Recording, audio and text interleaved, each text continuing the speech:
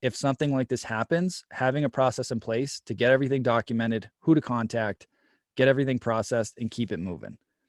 So again, this is probably the worst of the worst stories. This probably Yeah. trumps mine if it's not close.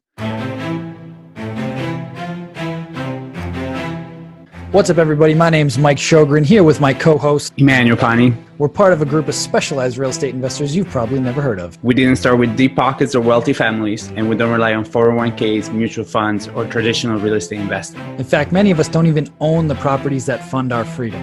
If you ask the money experts out there, they'd say what we do is impossible, yet it's happening every single day. It's happening through a new niche called short-term rentals. We are Short-Term Rental Nation, and these are our secrets.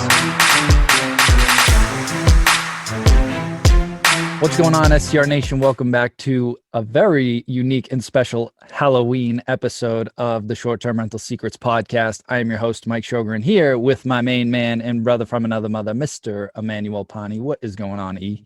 Oh, man, it's going to be a spooky episode.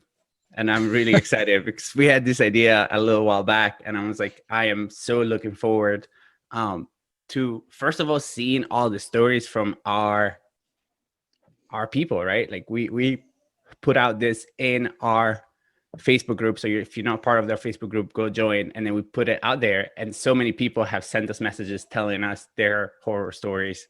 So I'm really excited. It's going to be a lot of fun. Yeah, and we wanted to do this episode because a lot of the time, no matter what business you're in, you're always going to have hiccups. There's always going to be issues. I don't care what anybody says. There's always ups and downs. That's just life. But the defining factor for success is honestly how you handle those, what you learn from them, and how to pivot and adjust your business to improve going forward. So there were a couple stories in here that I've had in my Rolodex. I don't think I've ever told anyone other than E that were like, oh my God, I was cringing when I was thinking about sharing them. And I thought more about it, and I'm like, I'm doing the listeners a disservice if I do not share these stories, because there were powerful lessons that I learned and things that I did to improve my business on the back end of those, as humiliating as some of those stories are. So I'm going to get real vulnerable today with you guys. Hope you guys are cool with that. Don't bust my chops too much, but at the end of the day, you know, these are important things to hear and to learn from. So I'm just going to pull up our Facebook group. If you guys haven't joined the free Facebook group, I highly encourage you to do that. So we live stream all of our podcasts into this group, so you can watch them live a couple of weeks before they come out. And you can actually ask our guests your questions. So it's your opportunity to engage with all of our amazing guests that we have, get your questions answered, and interact with the community. E and I do a bunch of different live trainings in here. We're always posting new content, and it's completely free. So go to facebook.com/STRentalSecrets. Facebook.com/groups/STRentalSecrets. And we'll include that link in the show notes so that you guys can check that out. So I'm just going to pull up the group here and go and find that post, because there were a couple doozies in here. And also I pulled a bunch from my mastermind group from some of my students that have a bunch of units now, and some of their stories, which were interesting to say the least.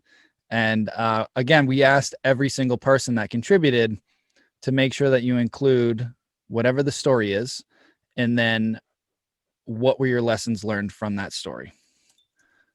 So the first one that I will pull up here is from Ken. I'll save E and I's for last. We'll let the suspense build a little bit because we got some good ones. We'll save those to the end.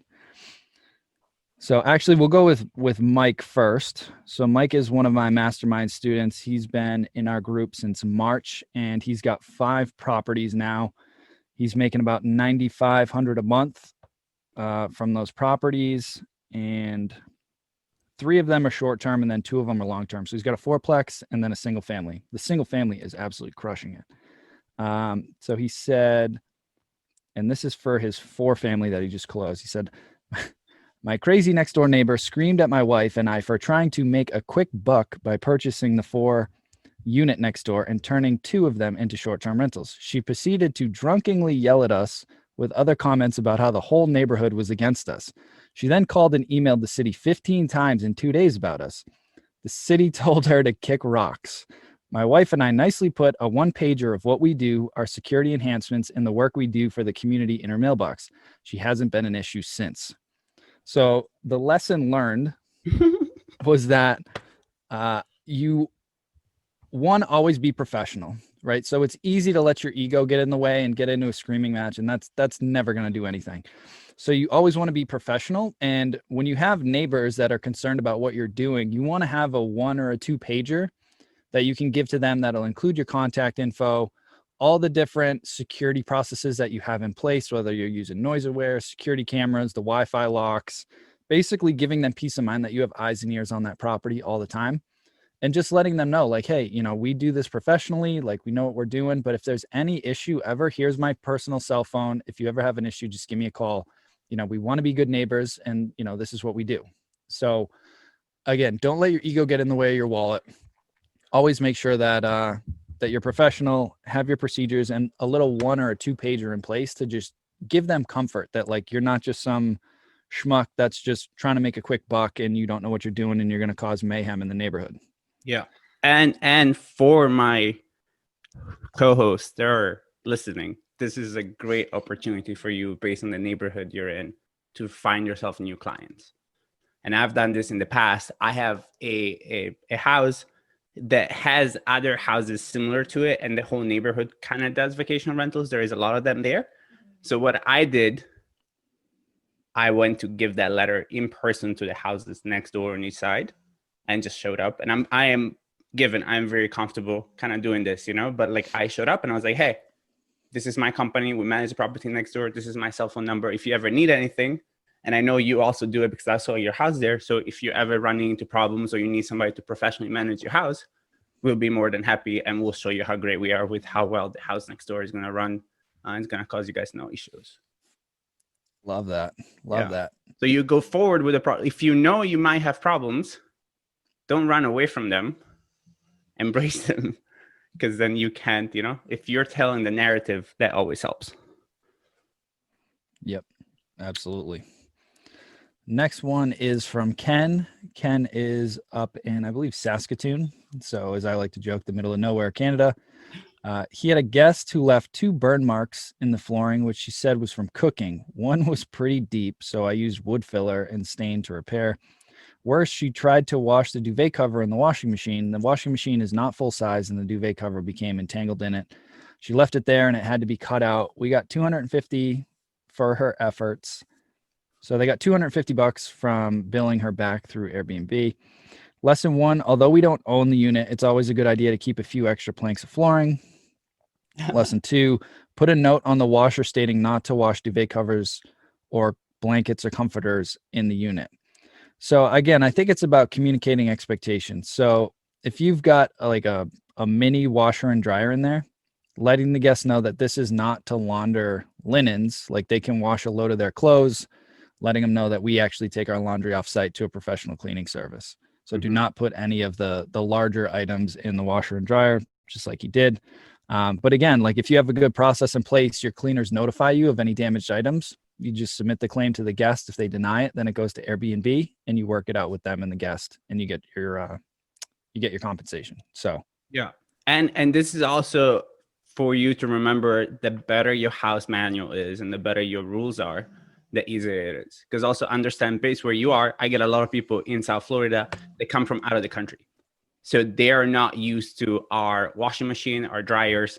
Most countries outside the US don't have dryers, right? So they're like, how do we use this, right? Like, so it's very simple to just kind of think about that ahead of time, and then you learn from the lessons. Like, I had a lady come and put dish soap in the dishwasher. In the washing machine? In the dishwasher. Okay. So she put normal Dawn dish soap in the thing, and then she calls us screaming that there is soap all over the house, right? But then again, we have little signs now that says, these are for the dishwasher, this is for hand washing dishes. And then that problem never happens again. Love it. Love it. And one little tip, again, as far as coming up with a process for your cleaners and for damages, always make sure that your cleaners take photos of the property when they're done, and take photos of any damaged items, and have them use an app that will timestamp those photos with the date and the time that they took them, and have them send them to you immediately, so that as soon as you get those photos, then you go in through Airbnb, you hit request money from the guest, you include those photos, you include a link to either the receipt that you paid for them or the exact same item on an Amazon or wherever, so that you can justify your price. So basically you're building a case. So here's the damages that were done using these photos. Here's the exact item that I'm going to need to purchase to fix it or repair it or replace it. And here's the price of that item. And then when you send those components off to Airbnb, it actually gives them all the tools they need to go back to the guest and say, hey, you caused this damage. Here's how much it costs to replace. The host is requesting this much. Just pay it. So make sure that you have that process in place. Yeah. Next, we've got Holly. So she's got a few stories in here. Wow. Holly's got a bunch of units up in Canada. And let's see, she says, I'd have to say the biggest horror story was probably last November. At the time, I had 4 units, and on one weekend alone, I had claims in 3 out of the 4 of them. While my focus is medical stays, for whatever reason, that weekend I was fully booked, all regular non-medical bookings. Out of the 4 reservations, 1 was uneventful. The second home had a group of 4 guys staying. Right before checkout, some disagreement caused a full-out brawl, blood everywhere, broken furniture, about $450 worth of broken furniture, and damages to doors and doors frames. There was a hassle of repairs, quickly, of course, and putting in a claim. The third home, supposed to be a guy's parents coming to town to visit him. He wanted a nice place to impress them. He failed to mention the actual reason was a birthday party for his girlfriend. When I confronted him, he said that the other host turned him down as soon as he told them about the party, so he decided to just lie. So another claim for a lot of extra cleaning, and I dinged him, as per my house rules, for the extra 9 people who were there overnight. Not a big deal, just a hassle, and of course, those claims are incredibly time-consuming. Fines and extra guest fees and cleaning fees meant a claim of $750 that she got. Fourth home, that was the one that literally made the news. 8 police cars, an Air One police helicopter, reporters, over $12,000 worth of damages to my beautiful newly renovated property. This one, a young girl made the booking. Again, she lied about everything, the reason, intent. Once she arrived, she put the word on social media, and very quickly over 200 kids showed up. Things escalated quickly. They took a machete to my couches. Jesus. Chairs, love seat, beds, bedding, threw knives into my drywall, through the house, punched holes in my ceiling, vandalized bathrooms. When I arrived, girls were all huddled in my ensuite bathroom shooting up drugs. It was a mess. What? Thankfully, my house rules were airtight to ease point. By that time, I had enough previous incidents to fine-tune things and protect my assets. Months previous, my patients, policies, and procedures had all been tested to the limit. So when this all happened in one weekend, I was fed up and not going to get the same runaround. I went straight to the top. By morning, the head office of Airbnb was calling me, and I was on the phone with Airbnb's top host security people in Dublin, England, and I'm happy to say all 3 claims were paid out without question. Lessons learned, I listened to my gut a lot. I'm super focused on my target guests. I've changed my messaging and my listings around a lot. I'd rather have a vacancy than a bad guest. I'm unapologetic about being relentless in my screening. More than anything, I'm focused on attracting my target guests, and I have no problem telling someone my listing isn't suited for them. By saying no more, I've actually gotten more bookings. As well, the bookings I'm getting are a much higher percentage of who fit my ideal guest profile. Wow. Hang on. I'm not. You're not done. Out on me. Oh, wow. Yeah. There is more. Yeah, no, this is good. This is really good. Because again, it's like, my why makes this adventure worth it. Not easy. Some days are downright super difficult, but I wouldn't change it. Every step gets me closer to my mission of serving more families who need a place to stay near the hospital or cancer treatment facility. Since that weekend, I've been able to help so many more individuals and families going through a medical emergency of some kind. I can't imagine if I would have quit or shut down during COVID. Through COVID, they've needed my homes more than ever. I'm happy to say my medical bookings have increased substantially, and recent connections have me looking for more units ASAP. So this is raw, real, and honest. And I super appreciate Holly for sharing this, because a lot of people would have thrown in the towel over something like this. She had a very strong why. So she operates near a bunch of hospitals, and she primarily serves kids that are going through cancer treatment. So she's got a super powerful mission behind her. And she's learned over the last year and a half, how to tighten up those policies. So if something crazy like that happens, right, where party starts going down, she's using all the devices. So she shows up, she shuts it down immediately. There's a bunch of damage. She knows how to process all those claims, get fully reimbursed for everything, no questions asked. It's just understanding if something like this happens, having a process in place to get everything documented, who to contact, get everything processed, and keep it moving. So again, this is probably the worst of the worst stories. This probably trumps mine if it's not close. Yeah, close. So, I mean, I'm mostly super shocked that this all happened in Canada. Like, I didn't think Canadians had it in them to get a machete and attack a couch. But the other thing that is amazing, and this is one of my rule of thumbs always throughout all these years, is you gotta listen to your gut when it comes to guests, and that's something that you fine tune over time. And what she said about saying no to people, we say no to people all the time, because you know when you know that it's a good guest, and you know when you know it's a good fit. You got to start listening to that, you know. And then at the beginning, you know, you want to make the money to recover costs, but understand that over time, actually building that discipline of, first of all, trusting your gut and creating the systems and the questions, right? Don't be afraid of asking questions. Yeah, we ask every guest what brings you to the area, who's going to be staying at the property. And you know what's funny? If it doesn't add up, just keep questioning. It's your property. But the super sketchy ones that I get the gut feeling when you ask that question. So our smart B&B responds automatically, right? So they get the question and they don't answer, and then we'll re-ask it, and they just go away. Yeah, because they don't want to answer questions, because they know that it's not. So just by asking the questions, you already kind of get rid of a lot of people.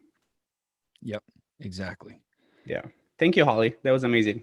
Yes, thank you for sharing that. Let's see. There are a couple other small ones that I wouldn't necessarily call horror stories. You want to share yours, E, and then I'll share a couple of mine? I mean, so as you guys know, I've been doing this for 10 years. My apartment's mostly located in South Florida, but not like Fort Lauderdale, Miami kind of party crowd. So our guests tend to be older families. So usually not a lot of bad things happen. But we've had our couple things. And unfortunately, some of those things, the lessons have just been like, just trust your gut feeling a little bit more, right? So we had this one couple come, and they were very intense, right? They were actually like a walk-in, because before COVID, we used to have a walk-in office, so you could just come and rent an apartment. And they were just this kind of very abrasive kind of like vibe to them. But it was in the summer and we needed rentals, right? And they're like, yeah, we're going to take a place for 2 or 3 months. We just sold the house. We're moving to another house. Perfect. End of week 1, the complaints start from the tenants. And then they start yelling and screaming at each other. And then they start throwing things at each other. So we have found around the house, we found like remotes. So they used to throw remotes at each other. One broke through one of the windows and made it all the way to the outside. And then the cops had to be called, and he had to get escorted out. And the entire time, I was like, you're an idiot. You knew, like you had this gut feeling that this was going to happen. You know what I mean? Like you had this gut feeling, but then not asking enough questions was my issue there, right? And I just kind of went with it. And also be very careful if you do meet people in person. The beauty with Airbnb is that you get to kind of see their reviews and everything else. In my particular instance, I couldn't see their reviews, right? So when you can see the reviews and you actually meet somebody in person, just be mindful of who they want you to think they are, right? Because there's a lot of people that are really good at doing this, right? Like they'll appear in a certain way, get in, and then it becomes very, very complicated to get them out. And then other stuff are just people being very dirty over the years. Like we have seen some people being really, really filthy, from like doing cleanings that we found like whole slices of pizza underneath the bed. Oh, you know, to people having 2 cars parked in our parking lot and using just one of them the entire time they were here on vacation, and changing their kids in the car and throwing the dirty diaper underneath the car that they leave park on the property. And then when they left, we had 20, 30 diapers full of shit underneath this spot that used to be a car. You right? can't even make that up. No, and like you don't like understand. You parked in front of your apartment. Why are you changing the kid in the car, and why are you throwing the diaper underneath the car? Like it just doesn't, doesn't make sense. But even there, like just going, having system and procedures, like Mike said, and being super strict with our cleaning, making sure that people pay the cleaning fee, charge it up front. And then if they go above normal wear and tear, take pictures, send them in, because you also have to like educate people to what the requirements and what our community is all about. I think Airbnb as a community of hosts and travelers, we want to kind of have this sense that we take care of each other, right? Like I'll take care of your property, you take care of me as a guest. And that's the mindset behind it. So that has to be, you have to weed people out from that with systems and reviews and everything else. Absolutely. Absolutely. And I think not a lot, but some of the issues that you might have are little different as far as getting people out, or really dirty because you're doing midterm stays a lot of the time. You're getting like seasonal rentals. Yeah. So if somebody might be there 2, 3, 4 months, and you do, what is it, weekly cleans or weekly inspections? We used to do before COVID, we used to do weekly cleaning service. And that was one of our systems that we had in place that it did cost us a little bit of money, but in the long term, it made our turnover a lot easier. And then it allowed us to keep an eye on the property to also get an idea once we do the turnover, what's needed. But at the same time, it was a very expensive way of like looking after people. So I'm actually very glad that this whole COVID situation happened, because it allowed me to switch that out of the business model. So our overhead when it comes to cleaning has become a lot better. And then we just have tighter systems up front when people come in. So a lot of the times you may be doing a system, and that is my fault always, is that I think of systems that sometimes are too complicated and sometimes very not cost effective, just because I'm not great at systems, right? Like that's just how my mind works. And then I had a hard time pivoting. So being able to pivot quickly has been such a huge part of my growth over this last couple of years. Also, as this business has kind of picked up, and I had somebody like Mike that is my advisor, right? Like me and Mike, half of the time we talk about shit that's going on with our properties, and we're like, how do we make this better, right? So having our community, like the people that like comment in our community and share their stories, you learn from people, and then you just have to be good at pivoting. This is your success in this business, is can you get feedback from your experiences, pivot, make the system better, and optimize it. Yeah, absolutely. And just one piece of advice, especially for folks that have like a vacation rental that they own that has like sentimental value. One piece of advice that I always give people is depersonalize the house. Don't put anything in there that like you'd be devastated if it broke, right? So if there's like some sentimental painting or some art or something, just don't even put it in the listing if you're going to rent it out, because stuff breaks, whether it's malicious or not. Like a lot of the time it's just an accident. You've got a kid running around, he knocks something off the wall, it breaks. If you're getting, art from Home Goods or whatever, or a piece from TJ Maxx, like, okay, great. It costs you $40. You could bill it to the guest and you keep it moving. Don't put your $10,000 painting that like your great grandfather painted, during the Civil War or something, like in a property, right? Yeah. Understand that this property, you could own a vacation house that actually pays you to own it. So there's trade-offs to make. So just understand that going in and treat it like a business. Have those processes in place, or hire a professional manager or co-host to manage it for you that has those systems in place. So a couple stories for me. Right after we bought our first property, we renovated it probably over a 6-week period. I had it up and running, and maybe my third or fourth booking, I had gotten advice like Ian and I were talking about. I had talked to a lot of different other hosts. I had invested in books and programs and mentors and all these different things. So I had a good amount of systems in place. And I got a request from a group of 6 college kids that wanted to stay at my place for one night because they were on a ski trip. They were skiing. They were basically going to be there from like 9 or 10 o'clock at night till like 8 in the morning for one night because they were en route to further up in New Hampshire. And initially I was like, I don't know, like my gut was saying just don't take it. But I was a new host. I wanted to get Superhost. I was looking for bookings.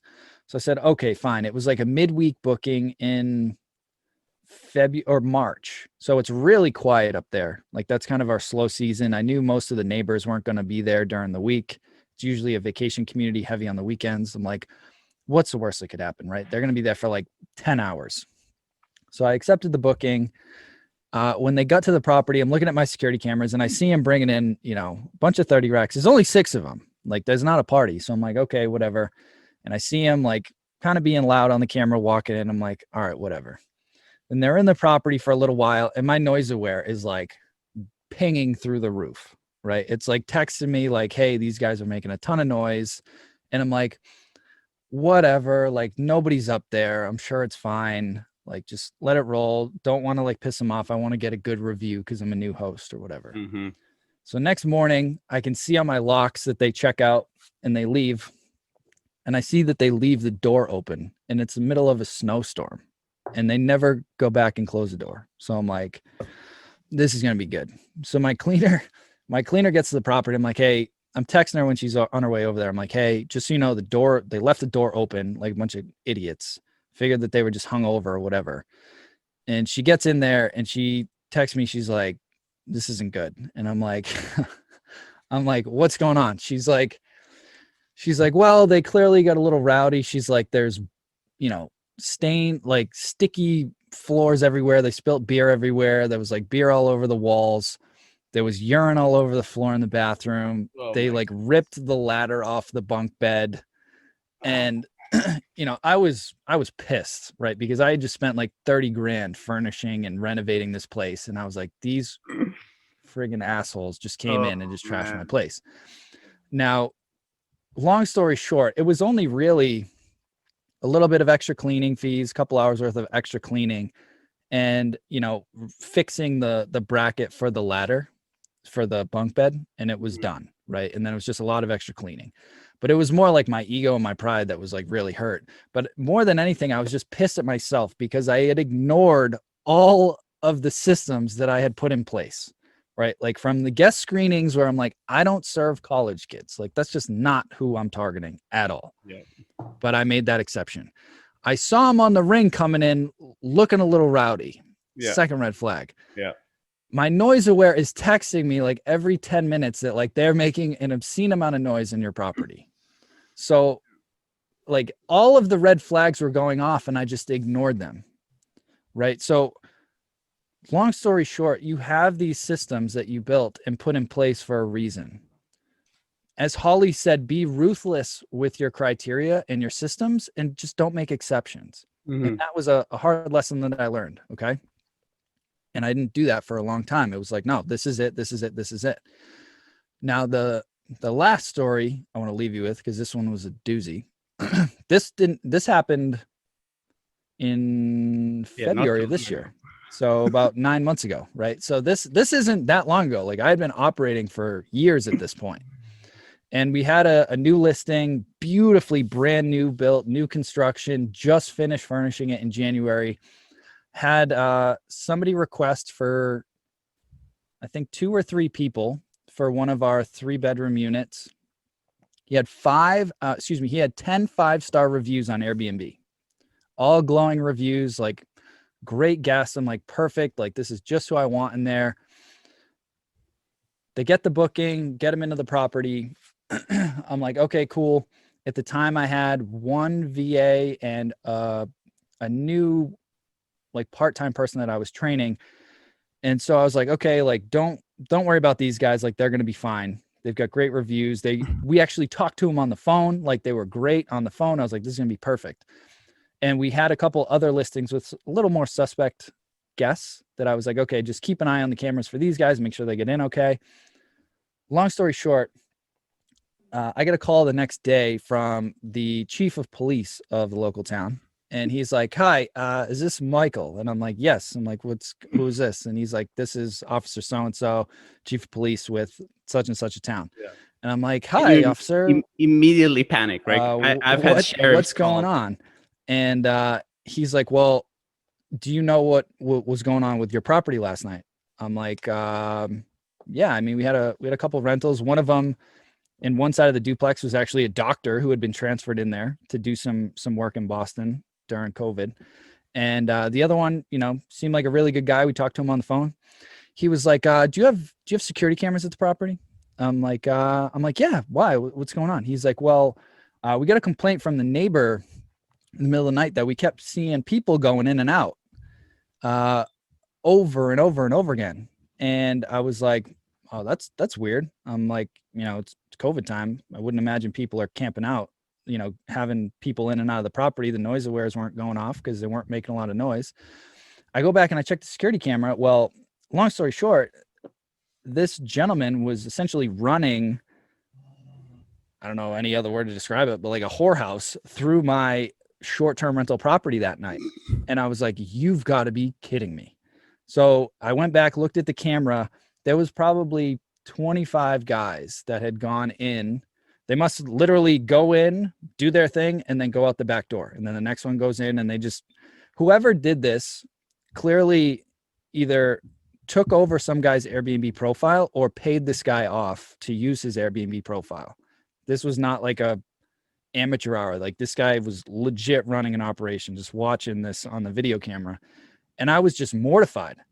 Like, I was like, I could not believe that I had let this happen. So long story short, both of those listings got shut down after the owner had just spent probably $35,000 to furnish them. And now we couldn't operate short-term rentals in there anymore after that whole incident.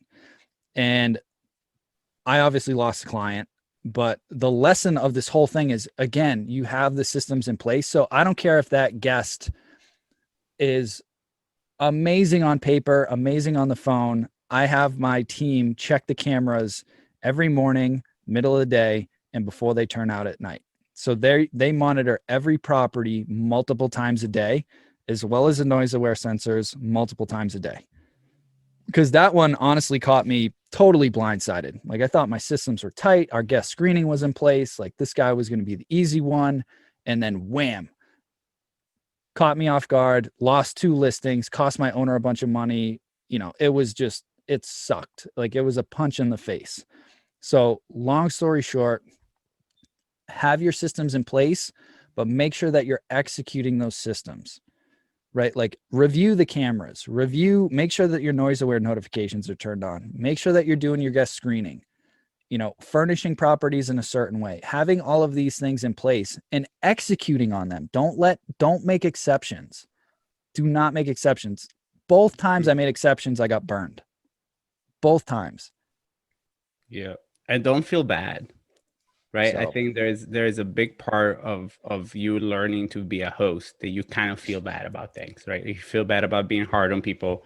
But at the same time, you need to remember that what is your why? You're doing this for your family, you're doing this for your freedom. So sometimes you gotta be hard on people because you gotta protect your business. You gotta protect what it is that you're doing.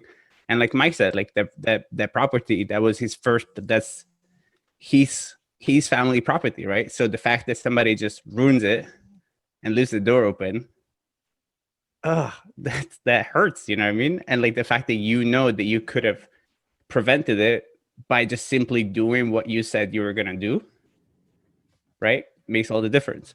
And then I wanted to leave you guys with a current little story that we have going on, which is a little bit of a mystery. So one of my properties, it's all combined, it's all in one location. And we've been having somebody that randomly breaks into ground floor units, and he somehow knows when they're empty, and he somehow knows when they're clean, and he comes in through the windows or the sliders or some other way, and just spends one night there. And we know he's there because he uses the bed and he uses the towel, and he'll take a shower, use the shampoos. But we call the cops, and they're like, until you catch him in action, we can't do anything, right? So we So what's our solution now? And this is a running problem, and I'll let you guys know on the podcast once we figure out what's going on. But we invested in more security cameras for the inside, because so we have security cameras that we can install when units are empty, and they run through the live feed that goes to our maintenance guy that is on premises. And you'll get notified in case one of those gets triggered. But this is just a spooky thing because we don't know how he's doing it. And that also just encourages us to really gear up even more on our security, right? For the sliding door, installing little extra security systems for the sliding doors, the windows, and everything else that just makes it better. But after 10 years, you're like, you think I've seen everything. But the reality is that people just find new ways to be kind of sketchy, right? Like the people that are con artists are never out of ideas, right? There is always a new thing going on. So we need to constantly adjust and learn from our experiences and just try to figure stuff out. And to that point, I think the key to success in any business is to constantly evolve. Like if you stay stagnant and you're just complacent with how you're operating, if you don't stay current and constantly evolve and reassess and, brainstorm, how can I improve certain things, you're going to get left behind and things are just going to start slipping through the cracks because the world is changing faster than it ever has. And it sounds kind of cliche, but it is 100% true. I've pivoted and made major shifts in my business probably 4 times in the last 3 years, like reconstructing my entire process because I'm constantly trying to optimize and create new efficiencies, improvements around safety, operations, the guest experience, revenue management, all these different things, because I know if I don't do that, I'm going to just start slipping through the cracks. The reason that we outperform every other property in our markets is because we're constantly doing that. We're constantly refining. We're trying to improve every single day. And when you have that mindset, it will set you apart and your listings will stand out and your operations will improve and your guests will have a better experience and you will make more money. It's that simple. Mm-hmm. But never rest on your laurels is the point. Yeah. And also understand that as uncomfortable as it is, right? Because I kind of resist this, and we're getting ready to do one probably in the near future, but Mike and I in a reinvention of our systems. And just remember that you will see a direct benefit with this business. You will see a direct benefits of all of your efforts to your bottom line. May there be time, may there be revenue. So a lot of the times, if you have a 9 to 5, you feel like you go through systems and then there is no direct benefit to you. You just do all this desk work and things like that. With your Airbnb business, anytime you decide to go through a period of growth and implementation of a new system, most likely you'll feel the direct benefits to your bottom line in one way or another. 100%. So it's worth it. Well, I don't have any other stories to share. None that will trump the ones that I've shared already. Yeah. So those are amazing. To wrap things up, we wanted to have a little fun today. I thought of it too last minute. I was going to put on my astronaut costume for this, and I should have gave E more prep time for him to get a costume, but it is what it is. Happy Halloween, everybody. Case in point is understand that any business that you get into will have ups and downs. What will define your success is how you interpret those. And will you throw in the towel or will you continue to evolve and advance and up your game? And always have systems in place. Don't waver from them. You have them there for a reason. So stick to your guns, stand up for yourself, for your properties, for your owners, and you'll be fine. And that's it. So again, guys, make sure that you go and join the free Facebook group. It's totally free. There's a bunch of amazing resources. If you want a free 30-minute training that I put together to kind of break down the different systems, go to strsecrets.com, click on the masterclass. I tried to keep this short and sweet. Everybody's busy. It's 30 minutes. It's really tight, but it walks through how to create systems and leverage technology in your business to automate process from pricing, access, security, guest communication, turnovers, all the key components that you need for your business. It's in that training. So check that out at strsecrets.com. And if you really want to fast track your success, if you're looking to scale up and take your business to the next level, book the free 45-minute strategy call with me to learn more about the mastermind. And we'll do a little bit of coaching to help you get to the next level on that coaching, on the strategy call. So that's it for this week, guys. Stay tuned. We got some amazing episodes coming out in the next couple of weeks. Have an amazing, fun, safe Halloween, and we'll see you guys next week. Bye, guys. Hey, STR Nation, if you enjoyed this episode, please make sure to hit that subscribe button and leave us a review. And in the comments, let us know what topics you want us to cover on upcoming episodes, and we'll make sure to get that in the books for you. And if you really want to learn how to launch, automate, and scale your short-term rental business, if you want to go deeper, then check out our free masterclass at strsecrets.com.